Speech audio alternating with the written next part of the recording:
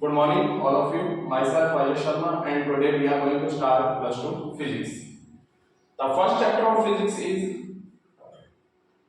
electric charge and electric field.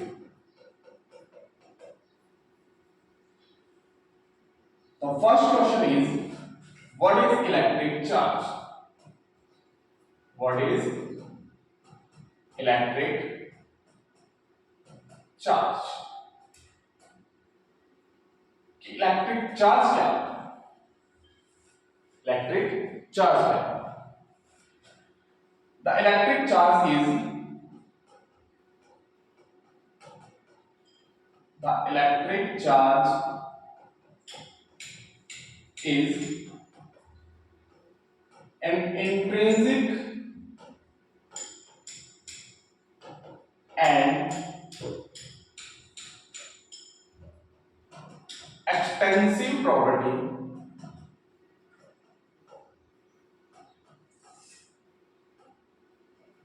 of a matter that is responsible for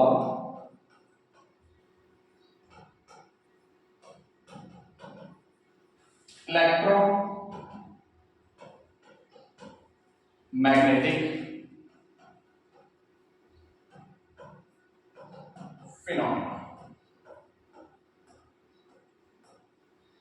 The charge is an intrinsic and extensive property of a matter that is responsible for electromagnetic phenomena.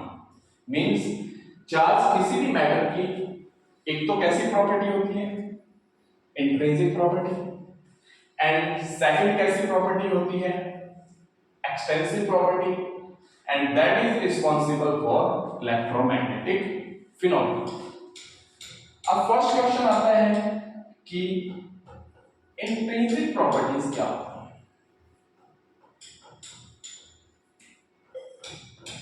What is intrinsic properties?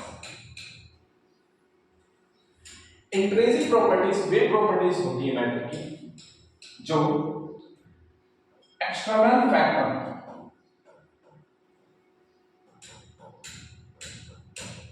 या फिर हम कह सकते हैं कि environments पर depend नहीं करती. Means intrinsic property of matter है वो एनवायरमेंट से अफेक्ट नहीं होती. Second, extensive properties.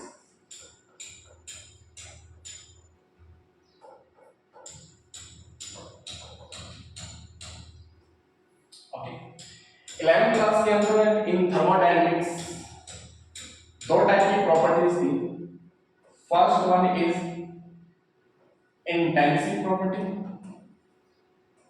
और second one is extensive properties. क्या डिफरेंस होगा दोनों? इंटेंसिव प्रॉपर्टीज होती है वो अमाउंट ऑफ सब्सटेंस पर डिपेंड नहीं करती. या फिर ये कह सकते हैं कि intensive properties does not depends upon amount of substance, and extensive properties होती है that depends upon amount of substance. Okay, intensive property amount of substance पर डिपेंड नहीं करती and extensive properties amount of substance पर depend करती है. For example, temperature.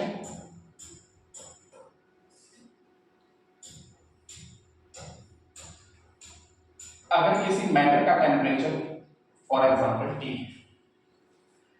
अगर इस मैटर को दो पार्ट्स में डिवाइड कर दे देन दोनों पार्ट्स का जो टेम्परेचर रहेगा वो T रहेगा, सेम रहेगा। इट मींस अगर हम मैटर का कॉन्फ़िगरेशन चेंज कर रहे हैं देन टेम्परेचर के ऊपर कोई इफेक्ट नहीं पड़ रहा, then T is temperature is intensive property of matter. Same अगर किसी भी मैटर के पास जो टोटल चार्ज है फॉर एग्जांपल Q है, और अगर इस मैटर को दो पार्ट्स में डिवाइड कर देंगे देन अमाउंट ऑफ चार्ज होगा वो दोनों पार्ट्स में जाएगा।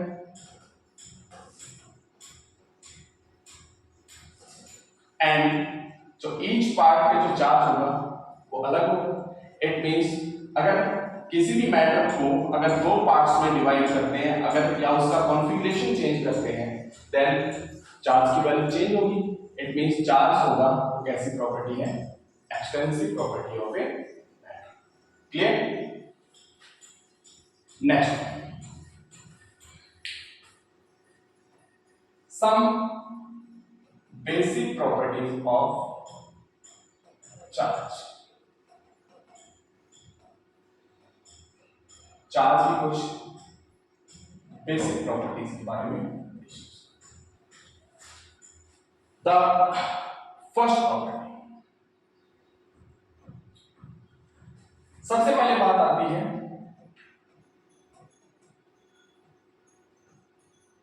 Discovery of charge.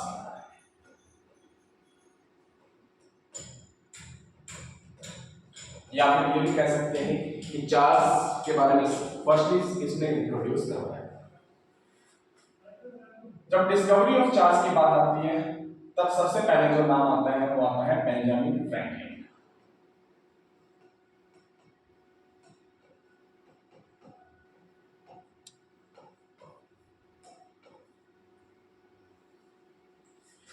And Benjamin Franklin ने ही क्या की थी, नेमिंग ऑफ चार्जेस की।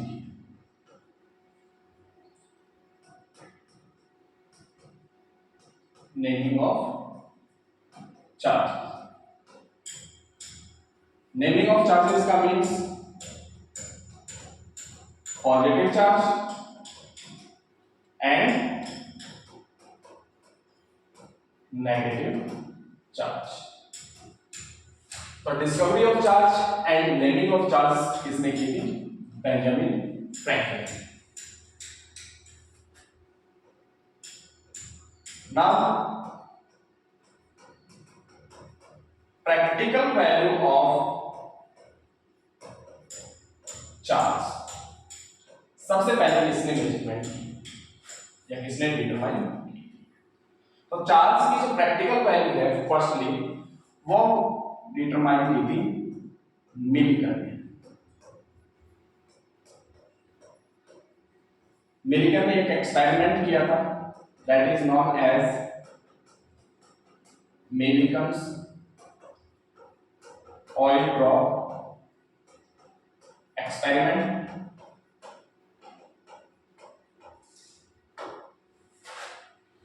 And Millikan oil drop experiment के अंदर मिलिकन ने सबसे पहले इलेक्ट्रॉन के चार्ज की प्रैक्टिकल वैल्यू कैलकुलेट की थी and that is -1.6 into 10⁻⁻19 coulomb. Okay, then discovery of charge Benjamin Franklin, naming of charges भी किसने की थी, Benjamin Franklin. Positive charge and negative charge, और चार्ज की सबसे पहले जो प्रैक्टिकल वैल्यू कैलकुलेट की थी वो किसने की थी, मिलिकन ने। और किस एक्सपेरिमेंट के अंदर, मिलिकन ऑयल ड्रॉप एक्सपेरिमेंट, और प्रैक्टिकली उसने वैल्यू कैलकुलेट की थी that is 1.6 into 10⁻⁻19 coulomb। Okay, now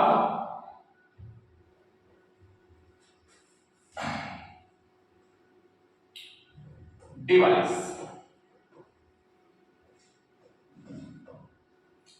device means किसी भी ऑब्जेक्ट के ऊपर चार्ज की प्रेजेंस को फाइंड आउट करने के लिए किस डिवाइस का यूज किया जाता है।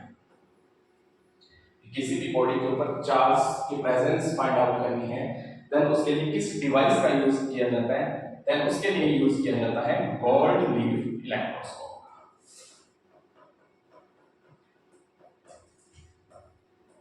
गोल्ड लीफ इलेक्ट्रोस्कोप ये आगे चल के डिटेल के अंदर आएंगे, वहां पे डिस्कस करेंगे। Then discovery of charge, Benjamin Franklin. Naming of charges, Benjamin Franklin. Practical value of charge, Millikan. And device, gold leaf electroscope. Okay. Then next is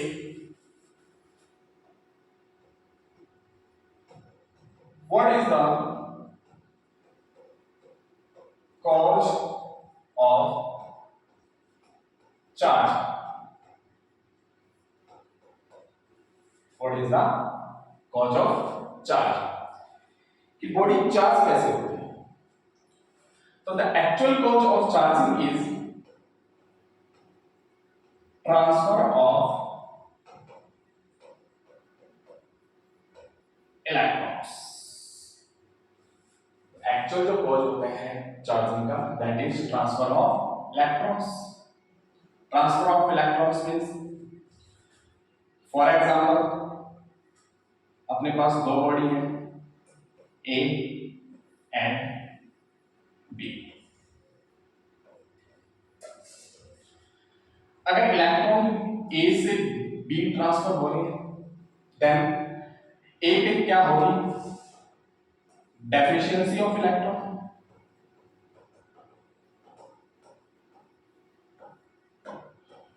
और due to deficiency of electron body A पे कैसा charge आ जाएगा? Positive charge. And A से electron transfer हो रहे B के अंदर, तो B के अंदर क्या होंगे? Excess of electron, and due to excess of electron body B कैसे चार्ज हो जाएगी? Negative charge. तो the actual cause of charging is transfer of electrons. Clear? The next one is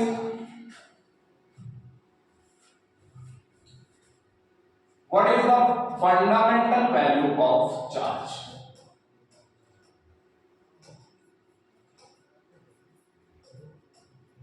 What is the fundamental value of charge? Fundamental value of charge means the minimum free charge on a body is known as fundamental value of charge.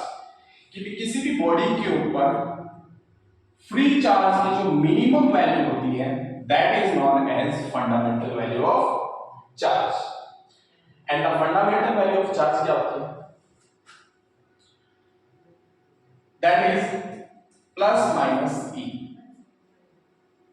या फिर बोल सकते हैं plus minus 1.6 into 10⁻⁻19 coulomb. क्यों? Because actual में जब cause of charging क्या होता है? Transfer of electrons. तो या तो किसी भी बॉडी से एक इलेक्ट्रॉन हम क्या कर सकते हैं? मिनिमम एक इलेक्ट्रॉन रिमूव कर सकते हैं, या फिर क्या कर सकती है कि कोई बॉडी एक इलेक्ट्रॉन को क्या कर सकती है? एक्सेप्ट कर सकती है। अगर बॉडी एक इलेक्ट्रॉन को क्या कर रही है? इजेक्ट कर रही है, इट मींस उस पे कितना चार्ज आएगा? प्लस। एंड कोई भी बॉडी अगर एक इलेक्ट्रॉन को क्या कर रही है? एक्सेप्ट कर रही है, देन उस पे कितना चार्ज आएगा? माइनस। एक इलेक्ट्रॉन से कम इलेक्ट्रॉन तो ट्रांसफर हो नहीं सकते। इट मींस किसी भी बॉडी के ऊपर जो मिनिमम चार्ज है या तो क्या हो सकता है? प्लस या फिर क्या हो सकता है? Minus. But this plus E and minus E is the minimum free charge on the body. ये बॉडी का क्या होता है? Minimum free charge. चार्ज इससे भी स्मॉलेस्ट होते हैं। कैसे? जैसे प्रोटॉन्स और न्यूट्रॉन। प्रोटॉन और न्यूट्रॉन की फॉर्मेशन कौन करता है? वो करते हैं क्वार्क पार्टिकल्स।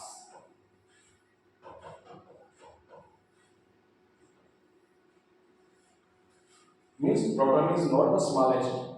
प्रोटॉन की और न्यूट्रॉन के जो फॉर्मेशन होते हैं वो कौन करते हैं? Quark particles. अब क्वार्क पार्टिकल्स भी दो टाइप्स के होते हैं, अब क्वार्क एंड डाउन क्वार्क।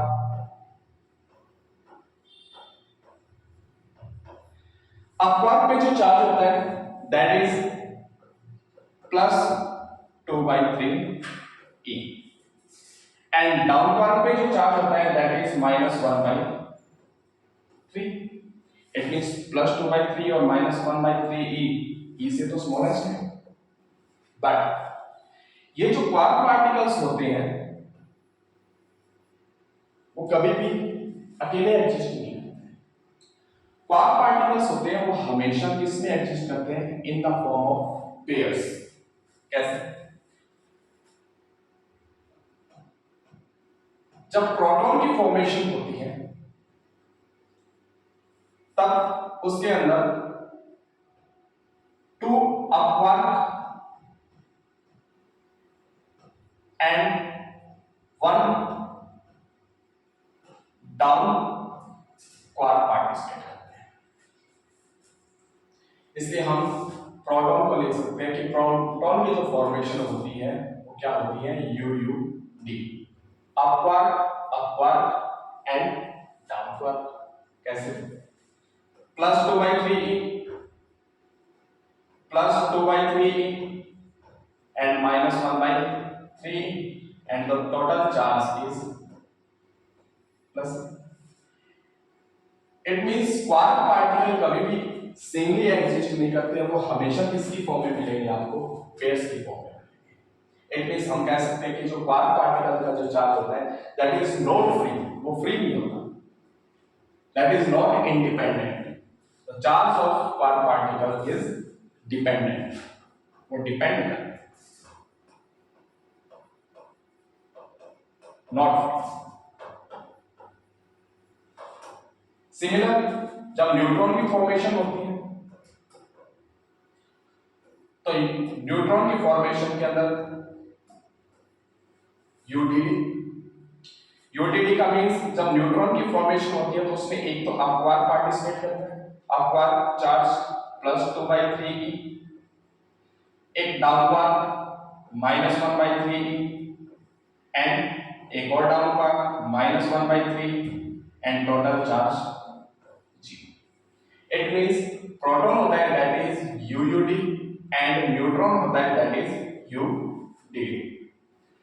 हाँ, इलेक्ट्रॉन है that is fundamental particle. Electron की फॉर्मेशन है वो क्वार्क पार्टिकल से नहीं होती है क्योंकि इलेक्ट्रॉन एक क्या है? Fundamental particle. किस कैटेगरी का? इलेक्ट्रॉन। ओके।